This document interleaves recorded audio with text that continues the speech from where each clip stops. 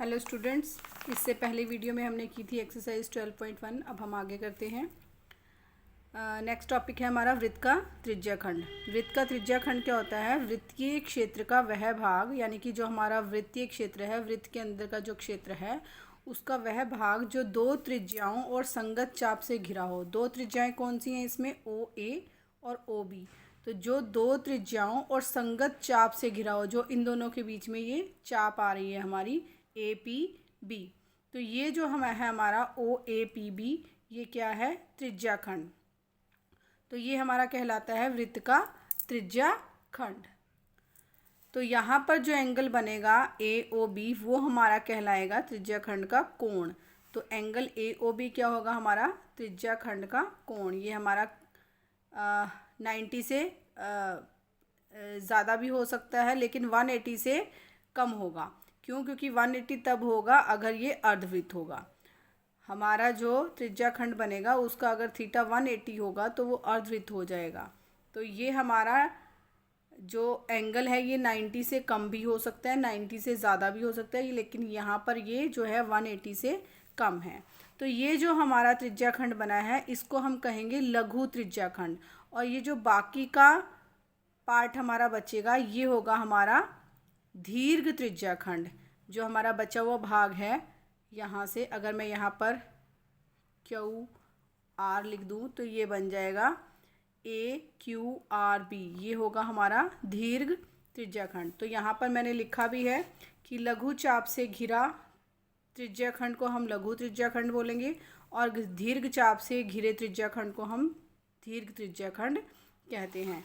तो ये हमारी लघु चाप है। इन दोनों त्रिज्याओं के साथ लघु चाप के साथ जो हमारा पार्ट है ये वाला, इसको हम कहेंगे लघु त्रिज्याखंड। और ये वाला जो भाग है ये होगा हमारा दीर्घ त्रिज्याखंड। और जहाँ पर खाली त्रिज्याखंड लिखा जाएगा तो उसका मतलब हमारा लघु त्रिज्याखंड से ही होगा। तो लघु त्रिज्याखंड का जो कोण होगा वो 180 डिग्री से कम होगा, और दीर्घ त्रिज्याखंड का कोण हमारा 180 डिग्री से ज़्यादा होगा। यहाँ पर भी देखिए आप, ये जो एंगल है ये हमारा 180 से कम है, और ये वाला जो पूरा एंगल है हमारा ये 180 डिग्री से ज़्यादा है। तो दीर्घ वाले का 180 डिग्री से ज़्यादा होगा, और लघु त्रिज्याखंड का जो एंगल होगा वो हमारा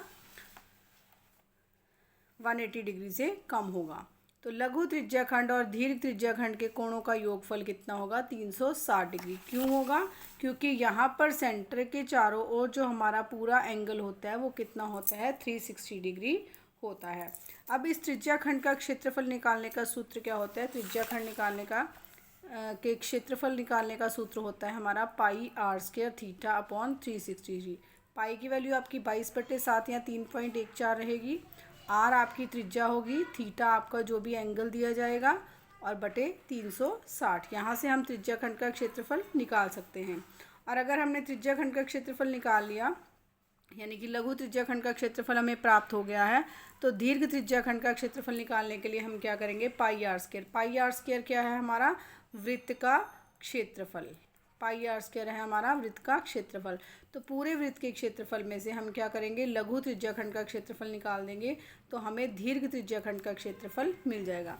यानी कि अगर हम इसका निकाल चुके हैं और अब हमें बड़े वाले का निकालना है, बचे हुए पार्ट का निकालना है, तो हम पूरे वृत्त के क्षेत्रफल में से ये वाला पार्ट जो है वो माइनस कर देंगे, तो हमें इसका क्षेत्रफल मिल जाएगा। ऐसे ही अगर हमारे पास मान लो ये वाला एंगल दिया है और इस एंगल से हमने दीर्घ त्रिज्याखंड का क्षेत्रफल निकाल दिया, तो लघु का निकालने के लिए हम क्या करेंगे?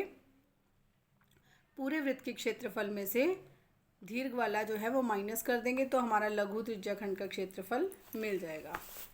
तो यहाँ मैंने देखिए यही लिखा है कि यदि दीर्घ त्रिज्याखंड का क्षेत्रफल आपको प्राप्त है तो आप लघु त्रिज्याखंड का क्षेत्रफल निकालना चाहते हैं, तो यहाँ पर भी आप क्या करेंगे? पाई आर स्क्वायर माइनस दीर्घ त्रिज्याखंड का क्षेत्रफल। पाई आर स्क्वायर क्या है? आपका वृत्त का क्षेत्रफल।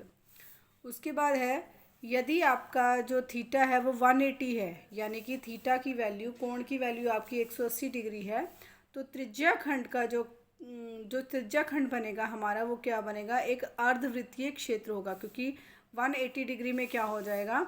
180 डिग्री में यहाँ पर हमारा एंगल 180 बनेगा, तो ये हमारा क्या हो जाएगा? पार्ट, ये अर्धवृत्त बन जाएगा। तो त्रिज्याखंड क्या होगा? हमारा अर्धवृत्तीय क्षेत्र होगा, तो इसका क्षेत्रफल हमारा क्या बन जाएगा, पाई आर स्क्वायर बटे 2। मैंने पाई आर स्क्वायर बटे 2 क्यों लिखा है, क्योंकि पाई आर स्क्वायर क्या है, हमारा वृत्त का क्षेत्रफल। अब हमारा आधा वृत्त रह गया, तो उसका निकालने के लिए हम क्या करेंगे, वृत्त के क्षेत्रफल का आधा कर देंगे, तो ये हो जाएगा हमारा पाई आर स्क्वायर बटे 2। ऐसे ही अगर हमारे पास theta is equal to 90 degree है, यानी कि कोण हमारा 90 के बराबर है, तो त्रिज्या खंड क्या हो जाएगा, 1/4 हो जाएगा। यहाँ पर देखिए, अगर हमारा एंगल ऐसे बनेगा, ये वाला एंगल हमारा कितना होगा, 90 का होगा, तो ये क्या बन जाएगा, हमारा 1/4 बन जाएगा, यानी कि वृत्त का जो है चौथा पार्ट ये है बन जाएगा। तो इसका निकालने के लिए हम क्या करेंगे, क्षेत्रफल निकालने के लिए पूरे वृत्त के क्षेत्रफल का क्या करेंगे, बटे 4, क्योंकि ये इसका चौथा हिस्सा है, तो पाई आर स्क्वायर बटे 4। इसको हम यहाँ से भी निकाल सकते हैं, पाई आर स्क्वायर थीटा की जगह अगर हम 90 रखें बटे 360 है, तो 90 से ये 360 कट के ये 4 आ जाएगा, तो तब भी हमारा पाई आर स्क्वायर बटे 4 ही आएगा। यहाँ पर भी हम यही कर सकते हैं, पाई आर स्क्वायर थीटा की जगह 180 लगाएं अगर हम, और यहाँ 360, तो 180 से ये कट जाएगा, तो हमारा आ जाएगा पाई आर स्क्वायर बटे 2। तो अगर हमें इसका फॉर्मूला याद नहीं रहता, तो हम यहाँ पर थीटा की वैल्यू निकाल कर लगा कर भी जो है इसकी वैल्यू निकाल सकते हैं। तो थीटा 180 पर होगा पाई आर स्क्वायर बटे 2, और थीटा 90 पे हमारा फॉर्मूला होगा पाई आर स्क्वायर बटे 4। उसके बाद आता है त्रिज्या खंड के चाप की लंबाई, यानी कि जो हमारा त्रिज्या खंड था, जैसे ये हमारा त्रिज्या खंड है, तो इसकी चाप कौन सी है, ये वाली। इस चाप की लंबाई हम कैसे निकाल सकते हैं, तो त्रिज्या खंड के चाप की लंबाई ज्ञात करने के लिए क्या करना पड़ेगा, इसका एक फॉर्मूला है लंबाई निकालने का, L is equal to 2 pi r theta upon 360। तो ये चाप होती क्या है, किसी त्रिज्या खंड के संगत चाप को, जो हमारा ये त्रिज्या खंड है, इसके ये जो संगत चाप है, इस चाप को हम त्रिज्या खंड की चाप कहते हैं। अगर हमारी वृत्त की त्रिज्या r है और हमारा जो कोण है वो हमारा थीटा है, तो त्रिज्या खंड के चाप की लंबाई निकालने के लिए फॉर्मूला होगा 2 पाई आर थीटा बटे 360। आर इसमें त्रिज्या है, थीटा जो भी हमें एंगल दिया जाएगा, पाई की वैल्यू 3.14 या फिर 22/7। चाप की लंबाई के रूप में त्रिज्या खंड का क्षेत्रफल निकालना हो, अगर चाप की लंबाई के रूप में हमें बोला जाए कि आपने त्रिज्या खंड का क्षेत्रफल निकालना है, तो उसकी जो वैल्यू होती है वो होती है हमारे पास 1/2 L R के बराबर। ये थोड़ा सा आपको कंफ्यूज करने के लिए ये फॉर्मूला दिया गया है, आप सीधा त्रिज्या खंड के क्षेत्रफल का फॉर्मूला भी लगा सकते हो। देखिए, ये जो 1/2 LR है, यहाँ पर अगर हम L की वैल्यू निकालते हैं तो हमारे पास वही फॉर्मूला आएगा, 1/2 गुना L की वैल्यू क्या है हमारे पास, 2 पाई R थीटा अपॉन 360 और इंटू R। अब ये 2 से 2 कैंसिल हो जाएगा, यहाँ पर आ गया हमारा पाई, R से R मल्टीप्लाई होगा आर स्क्वायर थीटा अपॉन 360। तो ये क्या आ गया हमारा, सेम आ गया त्रिज्या खंड का क्षेत्रफल। तो चाप की लंबाई के रूप में इन्होंने त्रिज्या खंड का क्षेत्रफल का फॉर्मूला जो 1/2 LR दिया है, वो हमारा त्रिज्या खंड का क्षेत्रफल पाई आर स्क्वायर थीटा अपॉन 360 के इक्वल ही होता है। वही फॉर्मूला है, सिर्फ थोड़ा सा घुमाया गया है इसके लिए, तो आप इसकी जगह ये वाला फॉर्मूला भी यूज़ कर सकते हैं। इसके बाद नेक्स्ट है हमारा वृत्त का वृत्तखंड, कि वृत्तखंड क्या होता है। तो ये देखिए, वृत्तीय क्षेत्र का वह भाग जो एक जीवा और संगत चाप के बीच परिबद्ध हो, वृत्त का वृत्तखंड कहते हैं। यानी कि ये अगर हमारी जीवा है AB, तो जीवा और ये जो इसके साथ ये चाप है, इस चाप के बीच में ये जो एरिया है, इसको हम कहते हैं वृत्तखंड। तो वृत्तखंड का क्षेत्रफल कैसे निकालेंगे ये भी अभी बताएंगे आपको। तो वृत्तीय क्षेत्र का वह भाग जो एक जीवा और संगत चाप के बीच परिबद्ध होता है, उसको हम वृत्त का वृत्तखंड कहते हैं। इसका भी एंगल वही होगा जो हमारा त्रिज्या खंड का होगा। अब क्या करेंगे, इसका क्षेत्रफल कैसे निकालेंगे, त्रिज्या खंड का क्षेत्रफल निकालेंगे, त्रिभुज का क्षेत्रफल निकालेंगे। त्रिज्या खंड के क्षेत्रफल में से जब हम त्रिभुज का क्षेत्रफल माइनस करेंगे तो हमारा इस वृत्तखंड का क्षेत्रफल आ जाएगा। तो लघु चाप वाले वृत्तखंड को लघु वृत्तखंड और दीर्घ चाप वाले वृत्तखंड को हम दीर्घ वृत्तखंड कहेंगे। यानी कि अगर ये हमारा वृत्त है और ये हमारा जीवा है कोई भी PQ, तो ये जो छोटे वाला भाग होगा, लघु वाला होगा, जिसमें लघु चाप आएगी, उसको हम कहेंगे लघु वृत्तखंड। और ये जो हमारा बड़े वाला है पार्ट, जिसमें हमारी बड़ी चाप आ रही है ये वाली, उसको हम कहेंगे दीर्घ वृत्तखंड। तो इनका क्षेत्रफल, अगर हमें लघु वृत्तखंड का क्षेत्रफल प्राप्त है तो हम क्या करेंगे, दीर्घ वृत्तखंड का क्षेत्रफल निकालने के लिए पूरे वृत्त के क्षेत्रफल में से ये वाला पार्ट हम माइनस कर देंगे तो हमें दीर्घ वृत्तखंड का मिल जाएगा। अगर हमें इसका क्षेत्रफल पता है और हमें इसका निकालना है तो पूरे वृत्त के क्षेत्रफल में से इसको माइनस करेंगे तो हमें इसका क्षेत्रफल मिल जाएगा। और अगर हमें दीर्घ वृत्तखंड का क्षेत्रफल पता है तो हम पूरे वृत्त के क्षेत्रफल में से दीर्घ वृत्तखंड का क्षेत्रफल माइनस करेंगे, हमें क्या मिल जाएगा, यहाँ पर लघु वृत्तखंड का क्षेत्रफल मिल जाएगा। तो यहाँ पर यही 2 पॉइंट्स मैंने लिखे हैं कि यदि लघु वृत्तखंड का क्षेत्रफल ज्ञात हो तो दीर्घ वृत्तखंड का क्षेत्रफल होगा हमारा पाई आर स्क्वायर माइनस लघु वृत्तखंड का क्षेत्रफल, और यदि दीर्घ वृत्तखंड का क्षेत्रफल हमें ज्ञात हो तो लघु वृत्तखंड का क्षेत्रफल होगा हमारा पाई आर स्क्वायर माइनस दीर्घ वृत्तखंड का क्षेत्रफल। अब हम करेंगे एक्सरसाइज 12.2। क्वेश्चन नंबर 1 है हमारे पास 6 सेंटीमीटर त्रिज्या खंड 6 सेंटीमीटर त्रिज्या वाले एक वृत्त के एक त्रिज्या खंड का क्षेत्रफल ज्ञात करना है, जिसका हमें कोण दिया हुआ है 60 डिग्री, यानी कि थीटा की वैल्यू हमें दे दी 60, त्रिज्या हमें दे दी 6 सेंटीमीटर। तो त्रिज्या खंड का क्षेत्रफल का फॉर्मूला लगाएंगे यहाँ पर pi r square theta upon 360। Pi into r हमारे पास है 6 इंटू 6 और थीटा है हमारे पास 60 अपॉन 360। कैलकुलेट करके हमारे पास आ गया ये 132/7। यहाँ पर हम पाई की वैल्यू भी रखेंगे 22/7। अगर हमें नहीं दी हुई तो हम 22/7 रखेंगे। अगर हमें बोला गया है कि 3.14 रखेंगे तो हम फिर 3.14 ही रखना पड़ेगा। तो यहाँ पर पाई की वैल्यू हमने लगाई है 22/7, जिससे हमारा ये आ गया 132/7। कैलकुलेट करने पर हमारे पास आ गया 18.86 सेंटीमीटर स्क्वायर।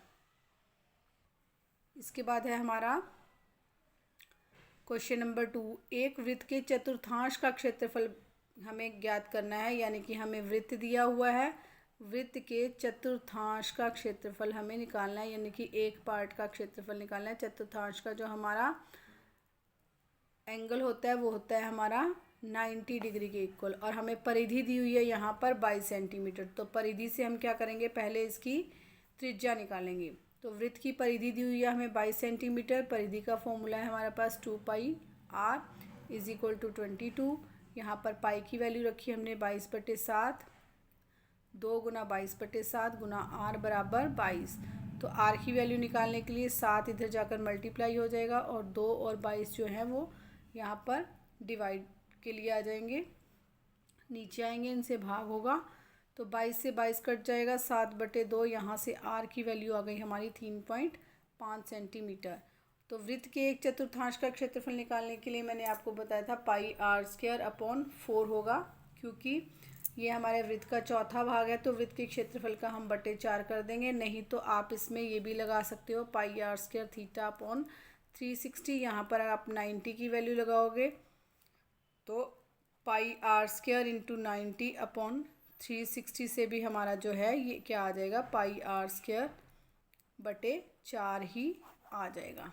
तो यहाँ पर डायरेक्ट हमने लगा दिया कि वृत्त के चतुर्थांश का क्षेत्रफल है पाई आर स्क्वायर 4। यहाँ पर पाई की वैल्यू रखी 22/7 और आर की वैल्यू हमने रखी 7/2। तो यहाँ से सारा कैलकुलेट करने के बाद हमारा जो आंसर आएगा वो क्या आ जाएगा, वृत्त के चतुर्थांश का क्षेत्रफल आ जाएगा 77/8, यानी कि 9.63 सेंटीमीटर स्क्वायर। नेक्स्ट क्वेश्चन है हमारा क्वेश्चन नंबर 3। क्वेश्चन नंबर 3 में एक घड़ी की मिनट की सुई जिसकी लंबाई हमें दी हुई है 14 सेंटीमीटर। मिनट वाली सुई ये हमने यहाँ पे दिखाई है, जिसकी हमें लंबाई दी हुई है 14 सेंटीमीटर, यानी कि ये हो गई हमारी त्रिज्या। तो इस सुई द्वारा 5 मिनट में रचित क्षेत्रफल ज्ञात कीजिए कि 5 मिनट में जो है इसने कितना क्षेत्रफल जो है वो इसका कवर हो रहा है। तो 60 मिनट में आपको पता है 60 मिनट में पूरा जो हमारा एंगल होगा वो कितना आता है, 360 डिग्री का आएगा। तो 60 मिनट में ये 360 एंगल होता है।